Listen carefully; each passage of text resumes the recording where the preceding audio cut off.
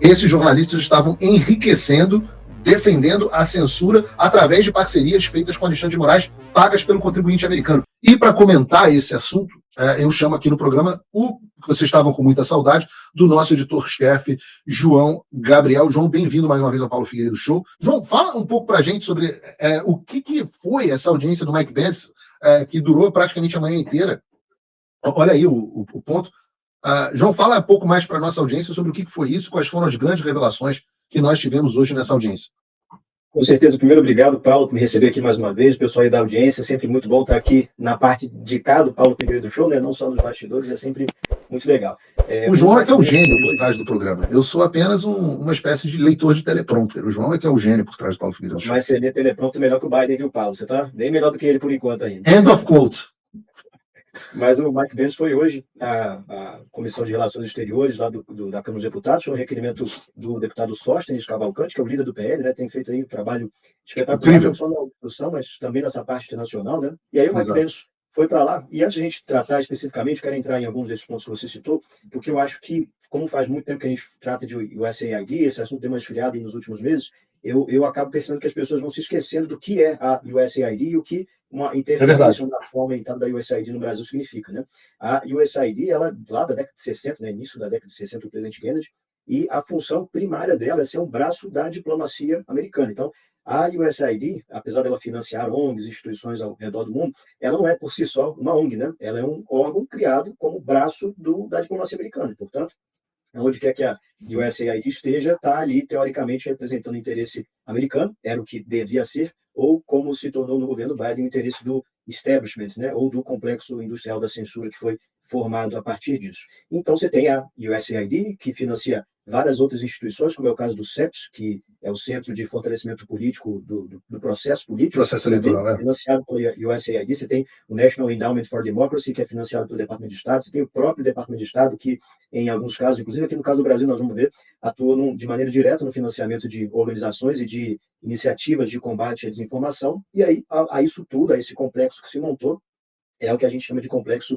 industrial da censura. E a pergunta, a partir do que disse... E só para deixar claro, João, isso tudo que você está resumindo aqui para a audiência de forma muito gentil, foi colocado pelo Mike Pence na audiência com riqueza de detalhes, né? De como acontecia, qual foi o histórico, de onde via o dinheiro, como que funcionava, por onde passava, a participação de frentes do Partido Republicano e do Partido Democrata, do Deep State, né, agindo de forma conjunta para garantir essas políticas. Então, só para dizer para a nossa audiência que não é a opinião do Paulo, não é a opinião do João, não é uma teoria da conspiração. O ex-funcionário do Departamento de Estado hoje estava no Congresso Brasileiro expondo isso com riqueza de detalhes. Exato. Não, e por isso mesmo a questão é muito mais qual foi o grau da interferência americana e o que a USAID fez, do que se os Estados Unidos ou a USAID fizeram alguma coisa. Até porque não precisa acreditar em mim, não precisa acreditar em você, ou nem precisa acreditar no Mike Pence. Acredita no Luiz Roberto Barroso, né, presidente do Supremo Tribunal Federal, que disse que a ajuda americana foi decisiva. Então, que houve ajuda e interferência americana, isso é fato. Eu vou pedir até para o Bruno botar a minha tela compartilhada aí, porque eu quero compartilhar alguns dados que foram levantados pelo Mike Pence sobre o financiamento da USAID e do governo dos Estados Unidos ao Brasil. Se você for pegar aqui na tela, essa bolinha está no ano de 2018. No ano de 2018, os Estados Unidos destinaram ao Brasil 32 milhões de dólares, 32 milhões e 600, algo como... Ou seja, grosso modo... 170, 165 milhões de dólares, algo de reais, né? Algo assim. Isso em 2018 e de todas as agências do governo americano. Olha o salto que dá para 2019, primeiro ano do governo Bolsonaro. Meu Deus. 32.600 vira 80 milhões de dólares. Então, mais do que duplica. aumento de 2,5%, 2,7% em um ano. Em um único ano. 2,5, 2,7 vezes. Isso. Isso em apenas um ano. E se você pega aqui, a contribuição total foi 80 milhões de dólares. Da USAID, somente 36 milhões de dólares. E do Departamento de Estado, 22. Então, muito mais da metade de todo o auxílio que foi prestado ao Brasil foi prestado ou pelo Departamento de Estado, que é o órgão responsável pela condução da política externa americana, ou seja, o órgão que vai defender o interesse, sobretudo do presidente que foi eleito, né, como era o caso do governo Biden, e hoje faz o secretário Rubio, o interesse americano. E debaixo disso está a USAID, está o National Endowment for Democracy, várias outras instituições. Muito mais da metade. Deixa eu traduzir isso para a audiência, João.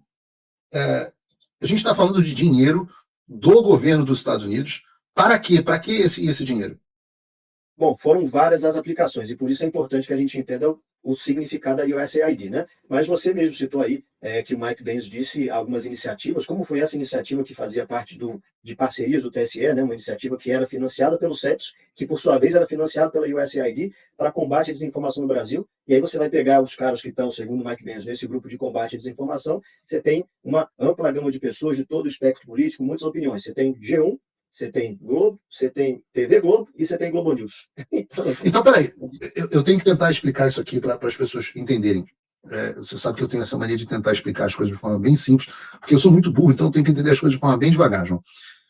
O governo americano, através do Departamento de Estado da USAID, enviava dinheiro para o Brasil, que era, por sua vez, distribuído para jornalistas da Rede Globo, para fazer o quê? Sobretudo, em especial nas parcerias com o TSE, combate à desinformação, porque a gente sabe que é um nome bonitinho, é um eufemismo para censura. Inclusive, a gente viu aí o caso do radar, né? Acho que vocês estão vendo aqui na tela também.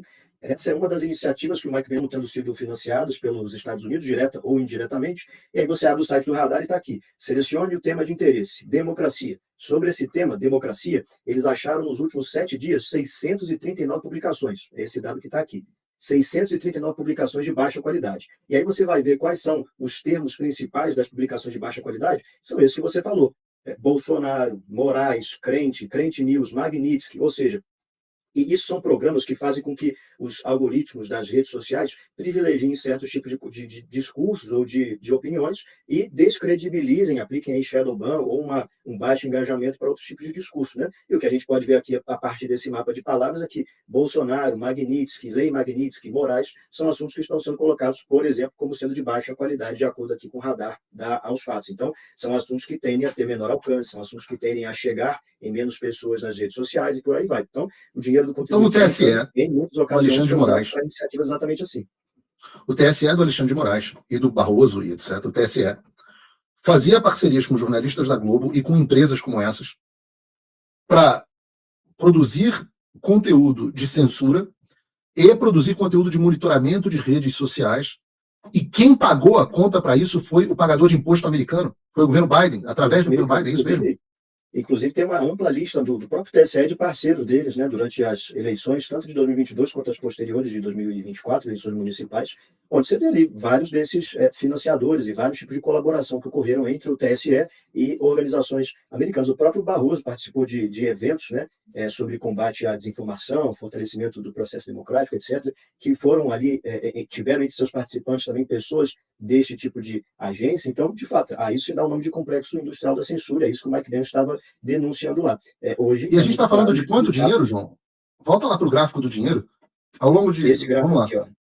Soma aí para mim. 2019, quanto? 2018, 32, 19, 80, 20. Eu quero entrar nisso. 2019, 80 milhões. 80 2020. Milhões, 88 milhões em 2020. Ou seja, 166 milhões. E 22, 57. 22, ano eleitoral. A gente está falando aqui de algo como 300 milhões de dólares dos Estados Unidos, em todas as suas agências, direcionadas ao Brasil no ano eleitoral. Se você pega só da USAID... 300 milhões de reais, você diz. Isso. Só mas se pegar os 4 anos... Da USAID.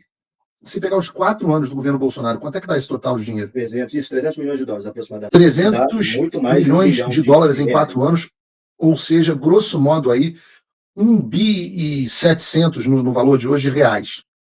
Isso. E quando você compara com a média do gráfico, dá para ver que foi algo muito fora do padrão, né? Isso não se repetiu em outros períodos históricos ou durante o mandato de outros presidentes.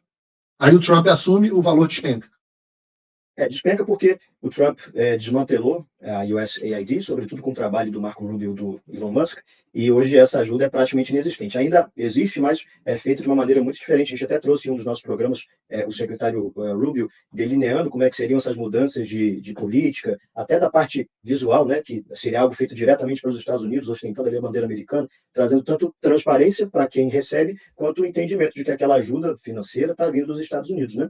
E é importante citar também desse dinheiro todo, esses 1 bilhão e poucos de reais que foram investidos no Brasil durante o governo Bolsonaro, nem todos foram para iniciativas de combate à desinformação ou coisa do tipo. Agora, o que se sabe, até pelo último relatório, que inclusive, eu creio, teve participação do David Agape, né? Está lá na Civilization Works, de como essas organizações atuaram no Brasil, nós tivemos sim, de acordo com o relatório, milhões e milhões e milhões e milhões de reais para essas agências que acabaram sendo utilizados para combate à desinformação, para redes sociais, manipulação de algoritmo, o que pode, o que não pode, etc. Ou seja, é complexo industrial da censura porque essa gente encheu a burra de dinheiro, né? Jornalistas incompetentes do G1, da Globo, que deveriam estar morrendo de fome, catando lixo na rua, que é o nível de capacidade que eles têm. Eles já produzem lixo, então eles deveriam catar lixo na rua. Esses jornalistas estavam enriquecendo, defendendo a censura através de parcerias feitas com Alexandre de Moraes, pagas pelo contribuinte americano. Essa é a turma que fala de soberania hoje em dia? Essa é a turma que enche o peito para falar de soberania e criticar meu trabalho aqui nos Estados Unidos? Exato. Muitas dessas instituições eram parceiros do TSE e tiveram, sim, recursos recebidos da USAID, do NED, do Departamento de Estado. Inclusive, uma das coisas que o Mike Benz falou foi que até a Abrage recebeu dinheiro do Departamento de Estado, a Associação Brasileira de Jornalismo Investigativo. E o grande problema desse negócio é, quando você parte do pressuposto que existe um checador de fatos, você está dizendo que existe alguém que pode apontar o que é verdade ou não. E muitas das vezes, principalmente no discurso político, algo é rotulado como mentiroso para que seja derrubado. E aí você vê que a mesma pessoa que está fazendo esse gerenciamento ou essa checagem de fatos é uma pessoa que está recebendo dinheiro de uma nação estrangeira. Então, assim, a que interesse serve Muita cara de pau. quem recebe recurso da USAID, do NED, do Departamento de Estado, e faz checagem de fatos? É a grande pergunta que é feita a partir do posicionamento do Mike Benz. E isso nem entra o dinheiro dos bilionários como George Soros, como Pierre Omid, que, por exemplo, sustentam a agência pública que fez uma reportagem canalha a meu respeito, a própria, que eu vou responder mais não no programa de hoje, a próprio Intercept, né, também financiado pelo Pierre Omid, pela fundação dele, e vários outros. Ou seja, a turma que defende a soberania era sustentada pelo dinheiro americano para promover a censura. Talvez não tivesse tanto amor assim, né? Talvez fosse uma coisa ideológica.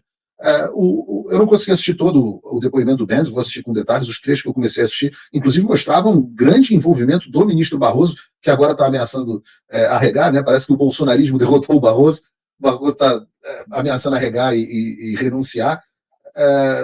Teve isso também, não teve na audiência do Benz, João?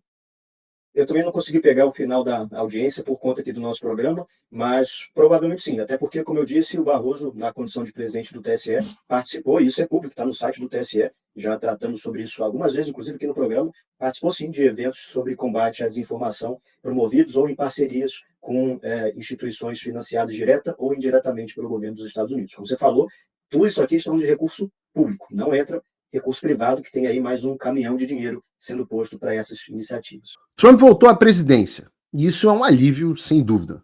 Mas o que isso muda no Brasil? Nada, se ninguém fizer nada. A verdade é que a esperança não pode virar passividade. As coisas não vão se resolver sozinhas, e muito menos com textão e xingamento nas redes sociais. Não espere que alguém venha salvar o país por você. Se você não agir, ninguém vai. Eu estou fazendo a minha parte. Eu larguei tudo para me dedicar a isso.